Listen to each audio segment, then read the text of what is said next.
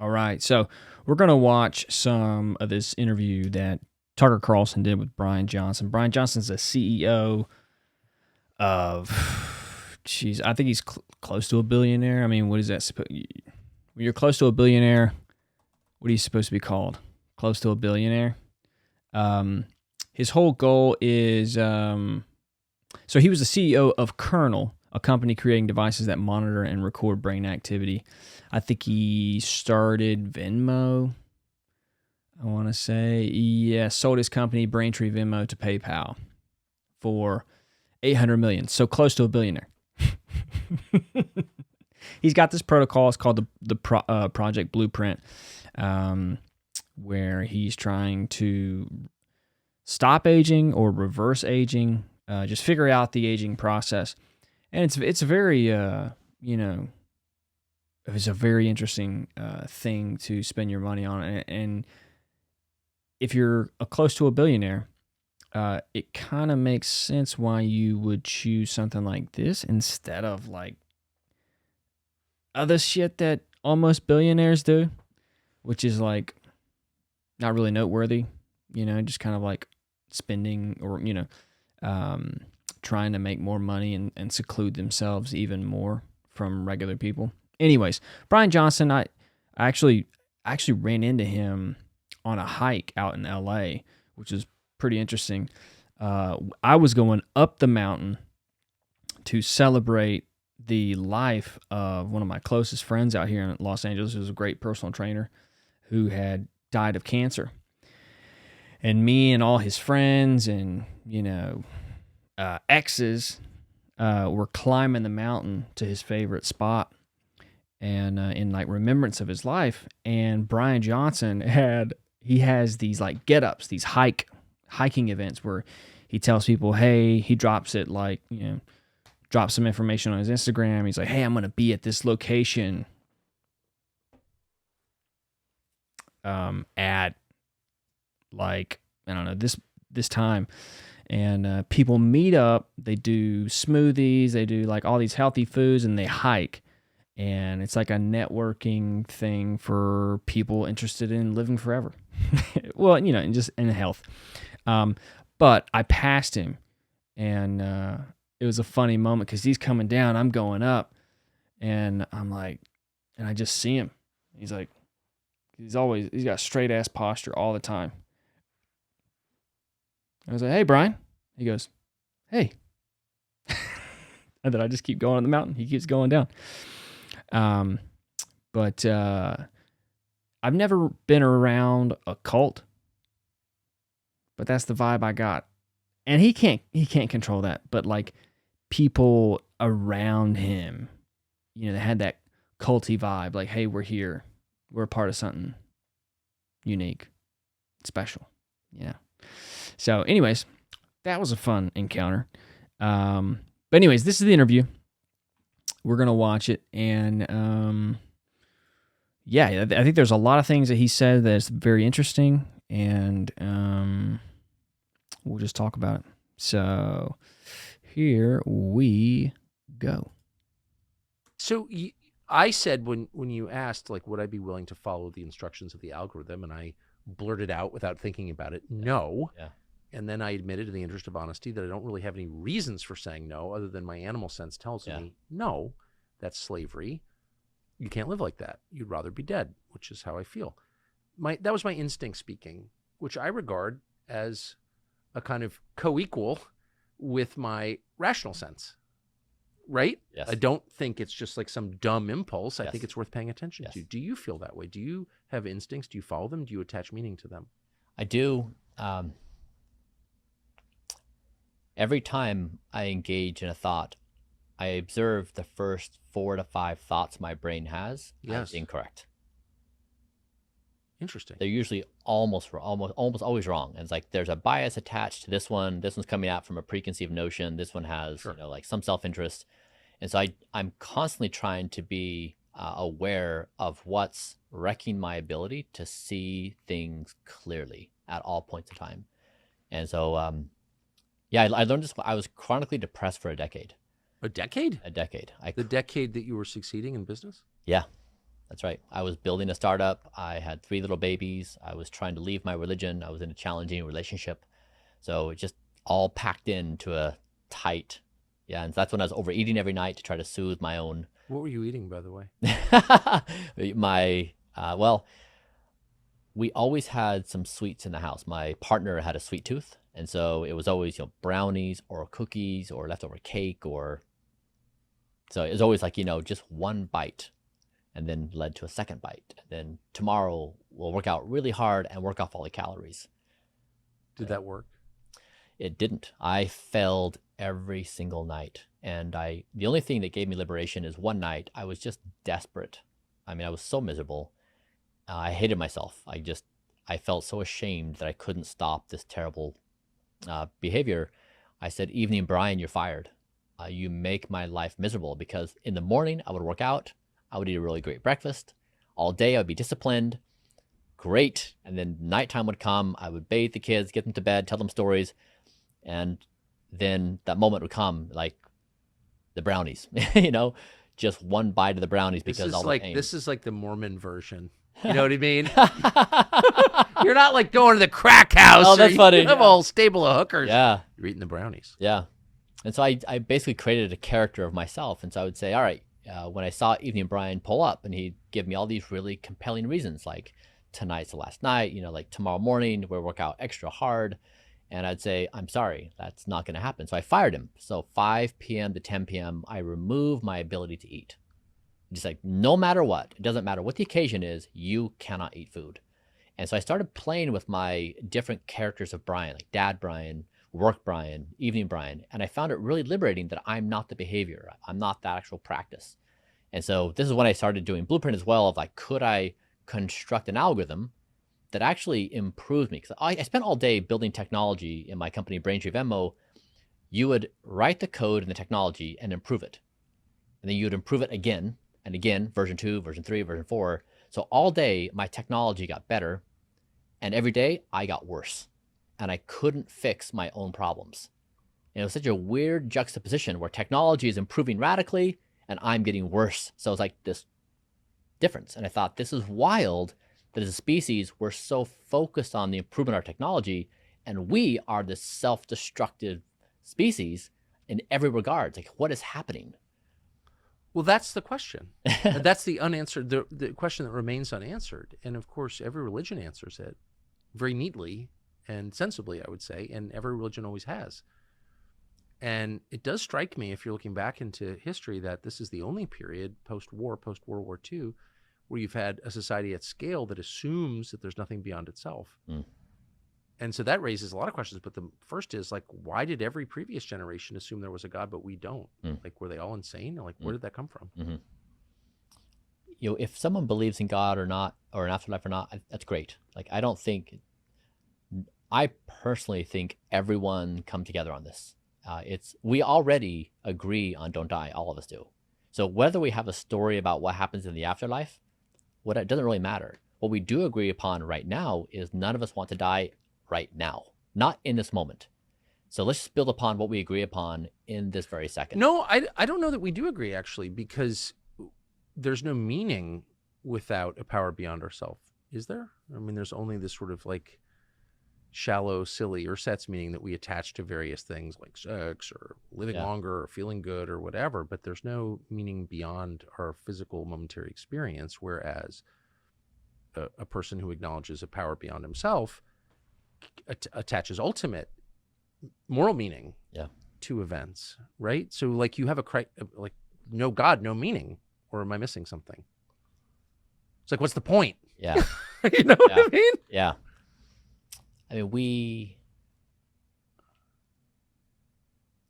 I guess I try to speak in the world that I can operate practically. And so your thought of meaning is a biochemical process in your brain.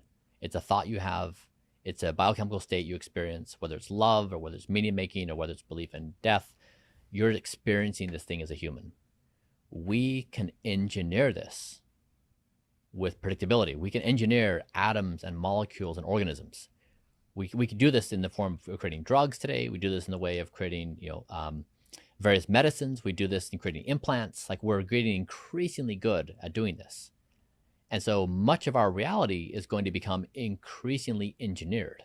So I know. And so we're heading down this path where our digital reality, our physical reality, all realities, now we have the source code to do this. And this is why I'm saying that if you take any preconceived notion about being human, any ideas we have about reality, they're a representation of what we've been doing for thousands of years. Some of that may carry over, but maybe not. And so I'm inviting the conversation to say, this moment is not like the previous moments. Right.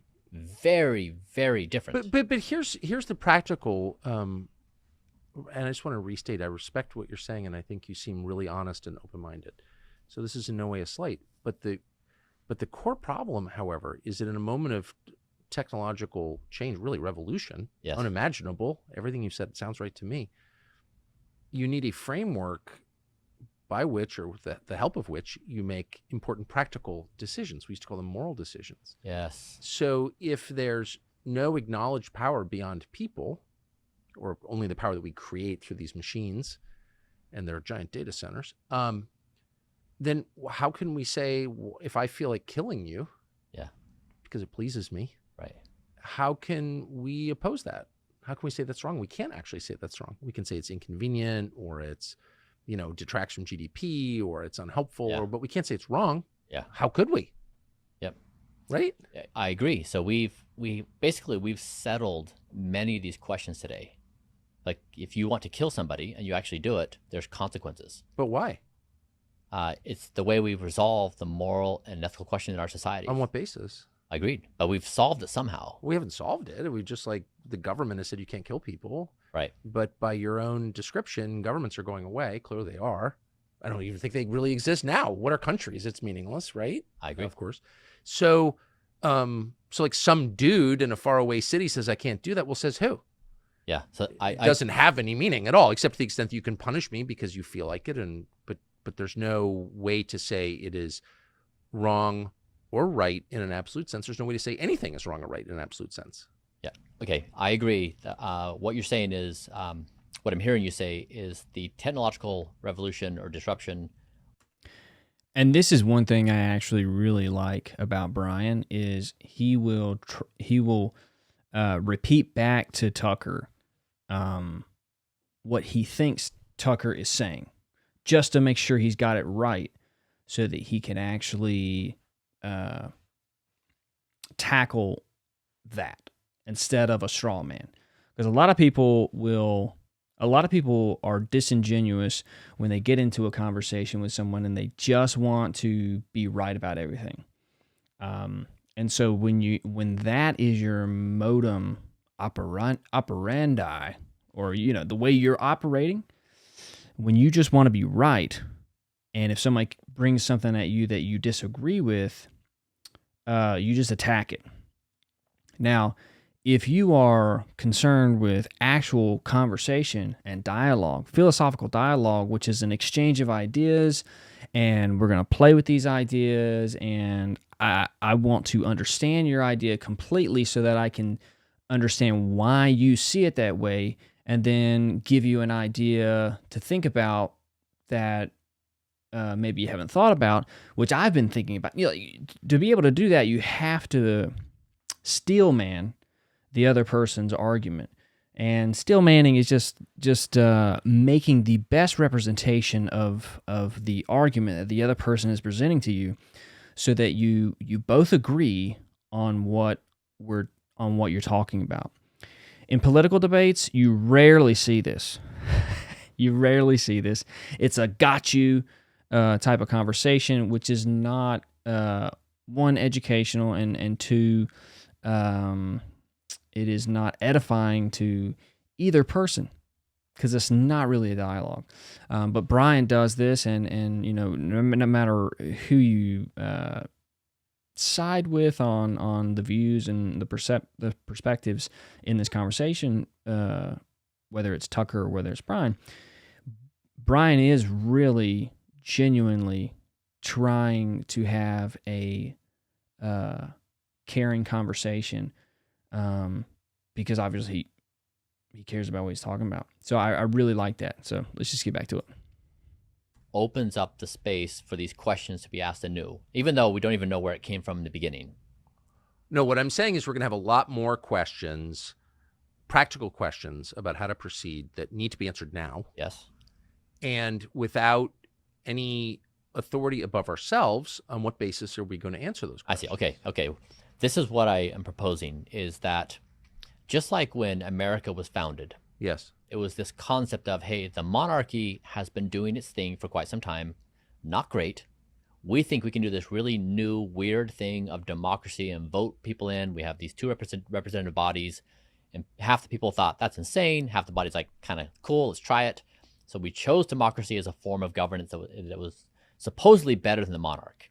And so in that moment, we chose a new form of governance in trying to do that. Now, we've been trying to solve the thorny questions of democracy for over 200 years. In fact, we fight about it every single day. Right. But it's still this basic idea that democracy was superior to monarchy. And what I'm suggesting right now is we are walking into a new phase of existence where we have to answer these questions anew. And we don't know what the answer is, but the foundational observation is don't die. So don't die individually, don't kill each other, don't kill the planet, align AI with don't die. After that, we're going to spend the next unknown period of time fighting about what it means to don't die. But as a species, if you birth artificial intelligence, what do you use it for? Is it to become better at war?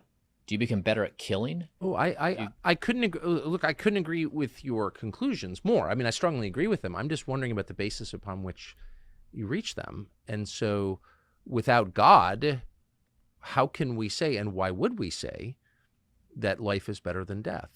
I mean, the religious person, the Christian, says life is better than death because God creates life, and only He can. And by the way, that's still true. We can, for all the tinkering we do to life, we can't create it. There's no evidence we'll ever be able to create it. So that might be a tell that we're not God right there, in my view, but you can disagree. But we still can't create it, and there's no evidence we'll ever be able to. So the Christian looks at this and says, life is better than death because life is God's creation. But why would the atheist accept that as true? On what basis? If life is better because I've got an awesome life, some person might say I've got a shitty life, like death is better. Like how, I don't understand if there's no common agreement that there's a force beyond ourselves, why we would reach that conclusion. Yeah. Or maybe reframed, it's a person's option to life that they can choose whether they want to have that or not. Whereas right now, death is inevitable. We don't get to choose. We don't get to choose disease or death. Right. Okay. And so it's the option to. So in many ways, I'm currently working to create a don't die nation state. So if you're serious about not dying, and this, again, not for immortality, but just for the purpose of we're at the dawn of a new era as a species, and we're going to try to create some stable structure for birthing superintelligence. Yes. Then you can walk into that, and no government in the world is helping its citizens not die. Really basic things like blood draws and therapies and medical care. It's very much treat the symptoms when they arise, or when you're near end of life, let's keep you alive for some short duration of time, but otherwise we don't do a good job. And so I'm trying to figure out how to create a new societal structure that has the sole objective, a nation state, of helping its citizens not die. Right. Yeah, and these are great. I think he's got a great cause, right? Our health system is not set up to expand life, really. I mean, just like you said, it's just dealing with symptoms. It's not dealing with the main issues that we're going through, like, cancer. Well, I mean, when you have somebody pass away from cancer in your life and just utterly be helpless for the 4 years or less that they're suffering with it, or more, and you're like, hold on, what? This is all we can do is just wait and let this thing just like eat your body, just destroy your body. Like when you've seen somebody like who suffered from cancer and like they're down to their, 100 pounds, and they're just in the hospital bed. Like, oh, this is we can't prevent this at all. I've got an iPhone. Like I'm doing a podcast. I'm doing reaction videos online where everybody in the world can see this. Anyone with internet access and access to YouTube, if they don't suspend me for something, they can see this, and yet we can't get rid of cancer, you know? So it's a great cause. But here's the deal. This is a philosophical conversation that he's going into with Tucker. And I don't think Bryan really comes to the table with any philosophical arguments when it comes to objective morality and stuff like that. Because Tucker keeps mentioning, you know, why is this good? You know, why? That's what philosophy does all day, is why? Answer for why. Let's see what other spots we're at here. All right, so here's the second clip from the conversation. Totally agree with everything you just said. That's all true. But I think this is back to your statement, though, Tucker. So you actually think AI? So I think I misread what you were saying. I thought you were saying this historically transformative thing is about to happen, and we've got to prepare ourselves for it. And the implication would be that's a kind of bad and scary thing. But you're saying actually for all the displacement and suffering it's going to cause, it's still better than if we didn't have it. Exactly. And I'm specifically saying that when I listen to what the world is saying, so we're giving birth to the superintelligence, what do? The only argument I've heard is universal basic income. Well, that's just childish. Like it's not a solution. That's the midwit solution. That's the I'm running for president as the fake smart tech guy. Maybe we should have UBI. Okay. We have no plan. We've given no thought. I agree. And we don't even know. We can't even fully comprehend how big of a problem this is and on what scale. And so what I'm trying to do is get out in front of this to say it's big, it's serious. And wait a second, you're contradicting yourself, Bryan Johnson. You just said a minute ago you think it'll be an improvement over what we currently have. Yes. Okay. But then you're saying a sentence later that it's such a huge problem that we need to like mobilize all forces to fix it. It's a problem because it's going to create chaos among humans. Yeah. And humans in uncertain circumstances are very dangerous. I totally agree. Right. And so what I'm suggesting is if we're trying to improve the likelihood that we survive as a species, that we do, our children do, their children do, and I'm trying to say, how do we optimize that? Then yes.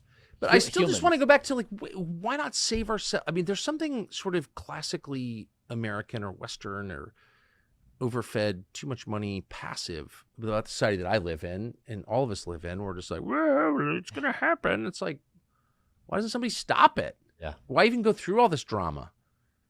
These are just machines. Like, let's go full Luddite and just take them out. No, I'm serious. Yeah. And arrest these creepy people who are trying to impose this dystopia on our children. So there's another way. I understand what you're saying. There's another way to think about it, though.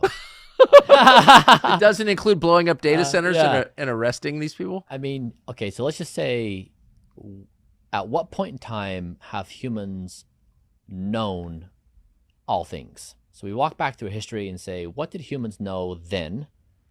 And what do we know now? And there's been a track record of we haven't known all things. In fact, we've known a very shallow set of things. It's like even if you said, how big is reality a few hundred years ago, you wouldn't be able to say, oh, there's a microscopic world down to, the nanoscale and beyond. There's this big universe on this scale at this size. Right. You wouldn't say there's an electromagnetic world that's 1 trillion times bigger than what we can see. You wouldn't be able to say reality is like trillions of times bigger than what we experience. And so if you say, what could our conscious experience be? What could existence be in a few decades? It may be orders of magnitude larger than what we have now. So I realize we come at this now with this fear response. We're saying we can pattern things that we've seen, but going forward, we may be cavemen and have no idea what we're talking about. Right. I mean, I think that's where we are now. We don't have any idea what we're talking about. We can't anticipate the future. We're limited in our foresight, in our knowledge, and particularly in our wisdom. I completely agree with all of that. But the idea that harnessing the computing power of machines will inform us to a greater degree ignores what just happened over the last 30 years, where everyone now has the Encyclopedia Britannica, which, as we used to call it, in his pocket in the form of an iPhone, where all human information is available. And like, people are way more ignorant than they were 30 years ago. Yeah. And moreover, any machine we create will never be able to answer the questions that actually matter, like, why is my wife mad at me? Or no machine can ever determine that and with certainty, or even explain, like, how does life begin?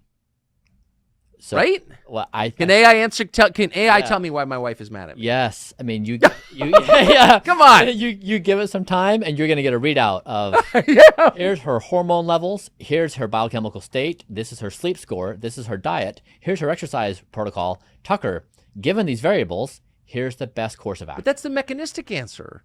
It translates to, Tucker, what would be nice is, right, words of encouragement and of softness and of inquiring how Sure, but again, I guess we're back to where we started. And I'll stop with this before I make reservations to come to your house for a broccoli dinner and have 5 existential crises before the dessert. There's no dessert, right? There's no dessert. I'll come anyway. But anyway, the point is, this ignores an entire universe, which may be the most important universe, which is the spiritual universe. And every civilization that left any trace of itself has believed in that universe. Sure. But for the last 80 years, we haven't, and we're proceeding into the future on the basis of no belief in that. And it seems like it ignores, like, questions of right and wrong, of sin and virtue, of redemption, like, all of this totally missing. And that plays a role too. It's not just how much exercise did you get, how many hours did you sleep, what'd you eat. Feelings are not just the result of biochemical processes. They're the result of forces that exist outside of us. Spiritual forces, unseen forces. I agree with you. And this may be the most spectacular spiritual existence in our history. Like, this is absolutely, like, you and I have the same conscious experience of reality. We may have different ideas about reality, but we experience it in a very similar way. And what I'm suggesting is the promise of this time and point is we may be on the cusp of the most spectacular existence in this part of the galaxy. We don't know that intelligent life lives anywhere in the galaxy. We can't find it. Maybe it does, maybe it doesn't. We're the only life we can see. And we're now giving birth to super intelligence. This moment may be the time to set aside our petty little things and say, really? It's us in this moment? And we get to experience a spiritual nature that is just mind-boggling. This is our moment. Why would Is there any... I'm so rooting for the future you describe. I really am. You said at the outset that you were no longer a believer because there's no evidence, which I think is a fair thing to say. I disagree, but I respect your evidence-based standard, okay? Where's the evidence that technology has ever brought people closer together, has ever done anything but enable people to be people, which is to use it in part for good ends, better food, more food, and evil ends, nuclear weapons. Yeah. Like, I just don't think that there's any evidence for what you're saying. Yeah, it's because humans have been playing the game die. So it's not that technology has virtue or is without virtue. Technology is neutral. Humans have used it for their purposes of war and power acquisition and wealth. It's what we've always been doing. And that's what I'm suggesting. That's what we need to eliminate from society, the causes of death. And that includes warfare. It includes fast food. It includes all the things we do to ourselves and to each other and the planet. But until we can account for why we do it to ourselves, we're probably not going to change it. And I think the most obvious explanation is we're being acted on by demons and this is how every religion that I'm aware of has described it correctly, in my opinion, acted on by demons whose goal is to destroy and kill people, and they're counterbalanced by God. But if you don't agree with that, then you need to substitute another explanation in its place in order to proceed in the hope that we can change. Otherwise, we're just in this cycle with more powerful technology that allows us to do the same evil things, but at a greater scale. I mean, am I not a demon? Are you not a demon? You don't seem like one. My demon assessment abilities aren't great. I mean, like, have we correctly labeled ourselves angels or the good guys and incorrectly labeled the demons the bad actors? Am I not the demon?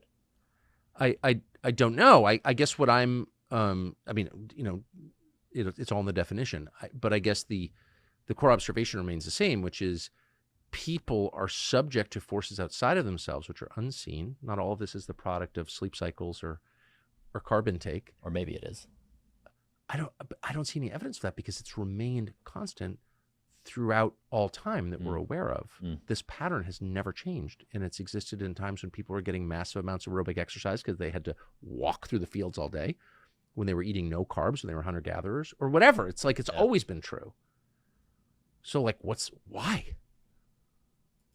Yeah, I think what Tucker is continually going back to is this, like, we haven't figured out this innate, you could say, spirit of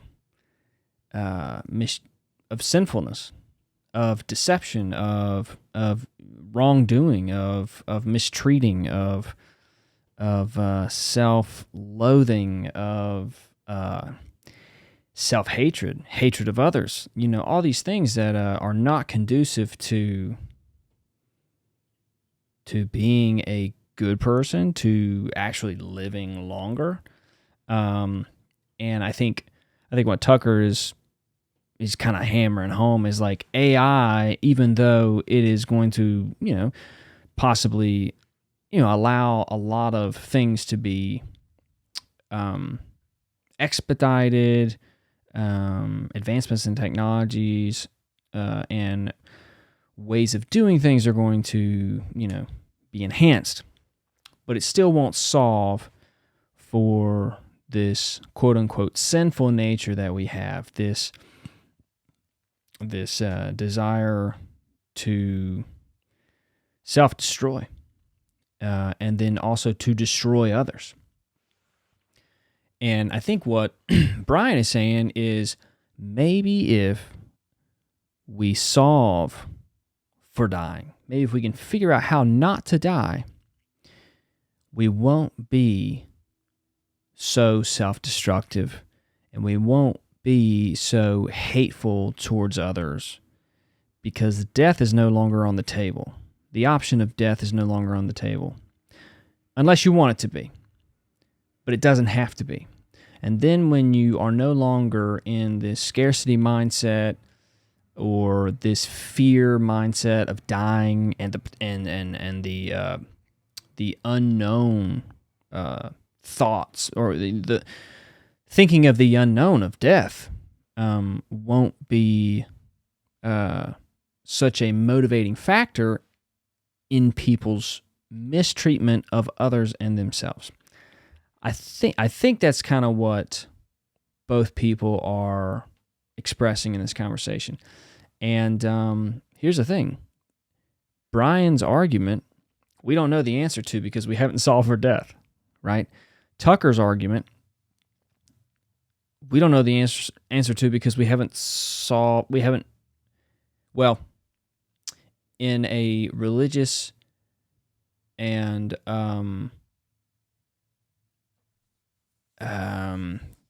theological understanding, we have kind of solved the question of why we do these things. Now, that answer is not producing a physical result, right? So for science-based people that want an empirical study with physical data, will not be happy with that answer, right? I get that, but there are things that you cannot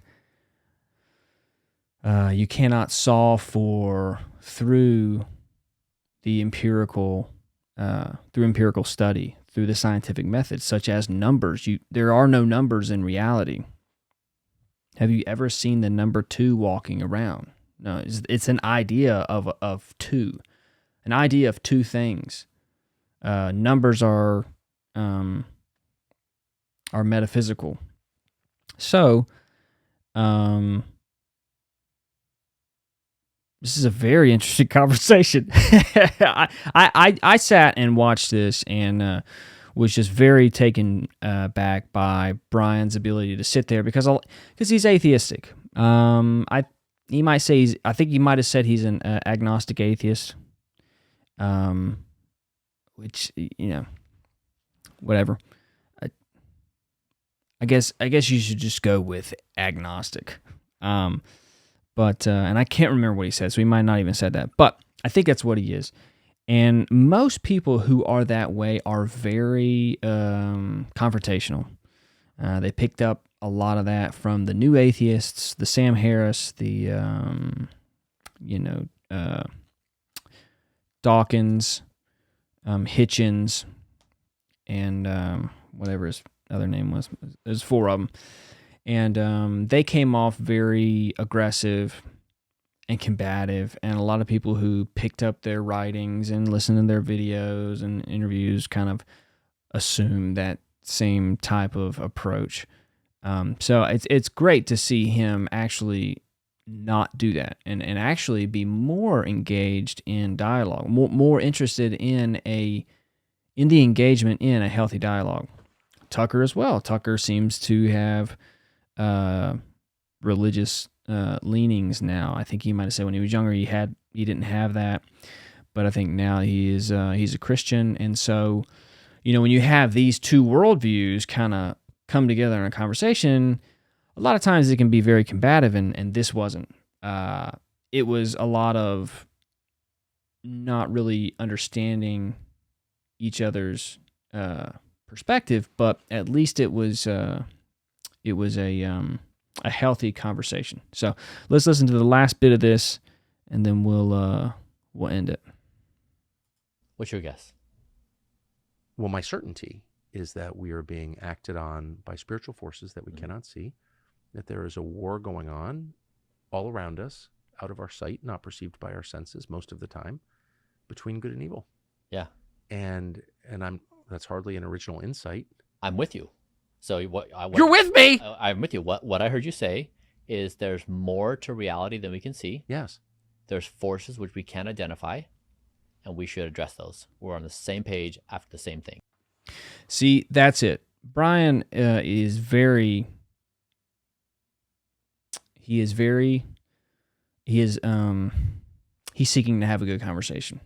He repeated back what Tucker said conceptually, and the concepts that he was hearing Tucker saying that he agreed with, he repeated to find that common ground, right? Because Bryan really does want, you can tell, he wants to find common ground because he cares about this project so much, and it's good to see. I like it. What are those forces? Yeah, that's what I'm saying. That's what we need to figure out. That's the whole objective of this endeavor, is to identify what we cannot see and reconcile with and eliminate the forces that deteriorate our life experience. Well, in all of its capacity, spiritual, physical, all of it. We're saying the same thing after the same objective. It's going to take me a day to process that. It does. Bryan Johnson, I will see you at dinner. Great. Yeah, that was good. It was a good conversation. That's enjoyable. It's good to see people, with different viewpoints talk. And it's interesting to have AI kind of bring people together, in conversation. AI, Bryan's blueprint protocol, which is, him trying to figure out the aging process and what causes death and how to prevent it or reverse it. It's very interesting and it's a great conversation. You guys should definitely watch it in full.